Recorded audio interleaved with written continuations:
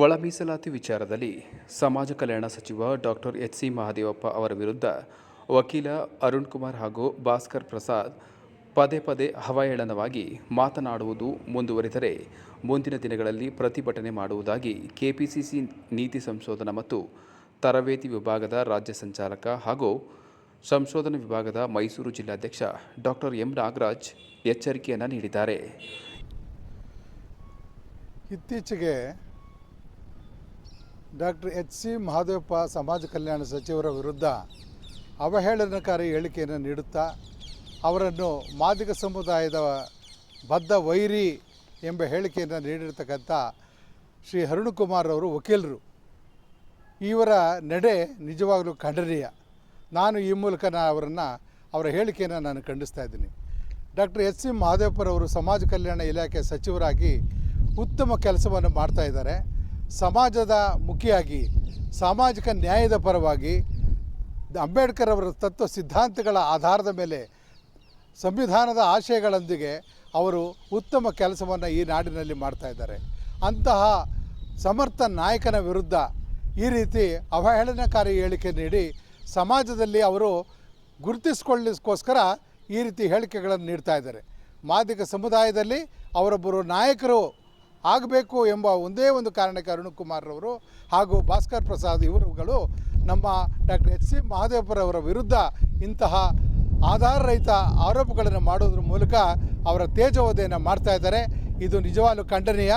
ಇದೇ ರೀತಿ ಅವರು ಮುಂದುವರೆದರೆ ನಾವು ರಾಜ್ಯಾದ್ಯಂತ ಅವರ ವಿರುದ್ಧ ಹೋರಾಟವನ್ನು ನಾವು ಮಾಡಲೇಬೇಕಾಗುತ್ತೆ. ಇದು ತಪ್ಪು. ಏಕೆಂತಂದರೆ ನಮ್ಮ ಡಾಕ್ಟರ್ ಎಚ್.ಸಿ. ಮಹದೇವಪ್ಪರವರು ಸಂವಿಧಾನದ ಪೀಠಿಕೆಯನ್ನು ಇಡೀ ನಾಡಿನಲ್ಲಿ ಎಲ್ಲರೂ ಓದುವಂತೆ ಮಾಡಿ ಸಾಮಾಜಿಕ ನ್ಯಾಯ, ಸಮಾನತೆ, ಸ್ವಾತಂತ್ರ್ಯ ಇತರೆ ಆಶಯಗಳನ್ನು ಪರಿಚಯಿಸುವ ಒಂದು ಕೆಲಸವನ್ನು ಅವರು ಮಾಡ್ತಾ ಇದ್ದಾರೆ. ಪ್ರಜಾಪ್ರಭುತ್ವ ಉಳಿಯಬೇಕಾದರೆ ಅದರ ಮಹತ್ವವನ್ನು ಈ ಸಮಾಜಕ್ಕೆ ತಿಳಿಸ್ತಾ ಬರ್ತಾ ಇದ್ದಾರೆ. ಅವರು ಎಂದೂ ಈ ಒಳ ಮೀಸಲಾತಿಯ ವಿರೋಧಿಯಾಗಿ ಕೆಲಸ ಮಾಡಿಲ್ಲ. ಒಳ ಮೀಸಲಾತಿಯನ್ನು ಜಾರಿ ತರಬೇಕು ಅನ್ನೋದೇ ಅವರ ಉದ್ದೇಶ. ಯಾವುದೇ ಕಾರಣಕ್ಕೂ ಅವರು ಒಳ ಮೀಸಲಾತಿನ ಜಾರಿಗೆ ತರಬಾರ್ದು ಅಂತ ಎಂದೂ ಹೇಳಿಲ್ಲ. ಮುಖ್ಯಮಂತ್ರಿಗಳಿಗೆ ಒತ್ತಡ ಏರ್ತಾ ಇದ್ದಾರೆ. ಮತ್ತು ಎಲ್ಲ ಬಲಗೈ ಸಮುದಾಯದ ಎಲ್ಲ ನಾಯಕರುಗಳು ಸಹ ಒಳ ಮೀಸಲಾತಿಯ ಪರವಾಗೇ ಇದ್ದಾರೆ. ಆದರೆ ಕೆಲವರು ಅವರನ್ನು ಒಳ ಮೀಸಲಾತಿಯ ವಿರೋಧಿಗಳೆಂದು ಭಾವಿಸಿ ಪರಿಗಣಿಸಿ ಅವರ ವಿರುದ್ಧ ತೇಜೋವಧೆಯನ್ನು ಮಾಡ್ತಾ ಇದ್ದಾರೆ. ಇದು ತಪ್ಪು. ಮತ್ತು ಅರುಣ್ ಕುಮಾರ್ ಅವರು ಒಂದು ಕಡೆ ಹೇಳ್ತಾ ಇದ್ದಾರೆ, ಮಹದೇವಪ್ಪರವರು ಡಾಕ್ಟರ್ ಎಚ್.ಸಿ. ಮಹದೇವಪ್ಪರವರು ಸಮಾಜ ಕಲ್ಯಾಣ ಸಚಿವರಾಗಿದ್ದು, ಈ ಜಿಲ್ಲೆಯ ಉಸ್ತುವಾರಿ ಸಚಿವರಾಗಿದ್ದು ಇಡೀ ಬಲಗೈ ಸಮುದಾಯದ ಅಧಿಕಾರಿಗಳನ್ನೇ ಇಲ್ಲಿ ವರ್ಗಾವಣೆ ಮಾಡಿಸಿದ್ದಾರೆ. ಬೇರೆ ಯಾವುದು ಮಾದಿಗ ಸಮುದಾಯದ ಯಾವುದೇ ಅಧಿಕಾರಿಗಳು ಇಲ್ಲಿಲ್ಲ ಅನ್ನೋ ಹೇಳಿಕೆಯನ್ನು ಅವರು ನೀಡಿದ್ದಾರೆ. ನಿಜವಾಗ್ಲೂ ಇದು ಆಧಾರರಹಿತ. ಯಾವಾಗಲೂ ಒಬ್ಬ ವಕೀಲರಾದಂಥವರು ನಿಷ್ಠೆ ಏನಿದ್ರೆ ಒಂದು ಒಳ್ಳೆಯ ಆಧಾರ ಇಟ್ಕೊಂಡು ಫ್ಯಾಕ್ಟ್ಸ್ ಆ್ಯಂಡ್ ಫಿಗರ್ಸ್ ಏನಿದೆ ಅದನ್ನು ಇಟ್ಕೊಂಡು ಅವರು ಮಾತಾಡಬೇಕಾಗ್ತದೆ. ಒಬ್ಬ ಸಚಿವರ ಬಗ್ಗೆ ಮಾತಾಡಬೇಕಾದ್ರೆ ಆಧಾರಗಳನ್ನು ಇಟ್ಕೊಂಡು ಅಂಕಿಅಂಶಗಳನ್ನು ಇಟ್ಕೊಂಡು ಅವರು ಇಂತಹ ಹೇಳಿಕೆಗಳನ್ನು ನೀಡಬೇಕು. ಇದು ಸಮಾಜಕ್ಕೆ ಒಂದು ಕೆಟ್ಟ ಸಂದೇಶ ಹೋಗ್ತಾ ಇದೆ. ಇದನ್ನು ದಯಮಾಡಿ ನೀವು ನಿಲ್ಲಿಸಬೇಕು. ಇಂತಹ ಹೇಳಿಕೆಗಳನ್ನು ದಯಮಾಡಿ ನಿಲ್ಲಿಸಿ.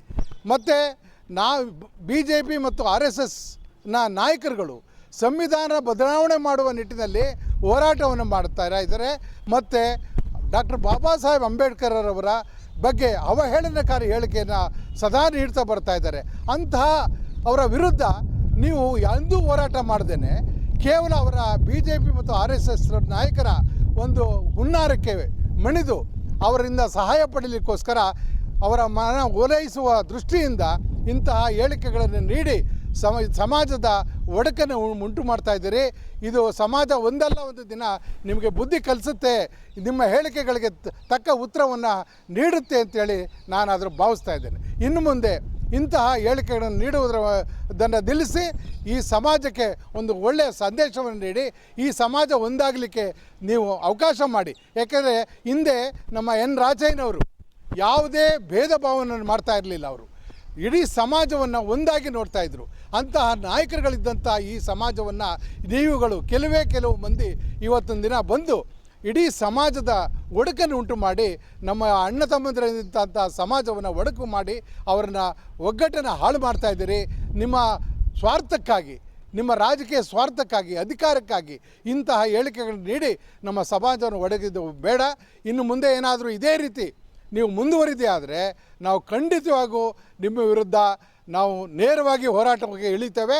ಮತ್ತು ಯಾವುದೇ ಆಧಾರ ಇಲ್ಲದೆ ರಹಿತವಾಗಿ ನೀವು ಮಾತಾಡೋದಾದರೆ ನಾವು ಸಹ ಅದಕ್ಕೆ ತಕ್ಕ ಉತ್ತರವನ್ನು ನಿಮಗೆ ಕೊಡ್ತೇವೆ ಅನ್ನೋ ಮಾತನ್ನು ನಾನು ಈ ಮೂಲಕ ಹೇಳಲಿಕ್ಕೆ ಇಚ್ಛೆಪಡ್ತೇನೆ.